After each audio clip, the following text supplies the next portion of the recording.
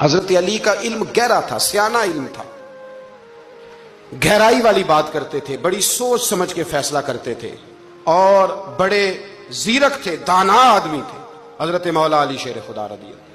اور آپ کا فہم و فراست نرالا تھا۔ ایک شخص نے کہا جی میں نے ترس کھا کے ایک عورت سے شادی کیا، وہ بوڑھی تھی، ترس کھا کے نکاح کیا، میں جوان وہ بوڑھی ہے، پر میں قریب جاتا ہوں تو مجھے پتہ نہیں کیا ہوتا ہے،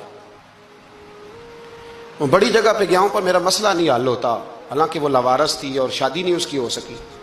تو حضرت علی شیر خدا فرمانے لگے بی بی کو میرے پاس لاؤ، عورت کو لاؤ۔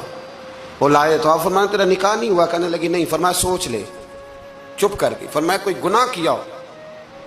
خاموش ہو گئی۔ کہنے لگی میں نے میرا آغاز تھا جوانی کا تو میں نے ایک ناجائز بچہ پیدا کیا تھا، اسے پھینک دیا، آبادی میں پھینکا۔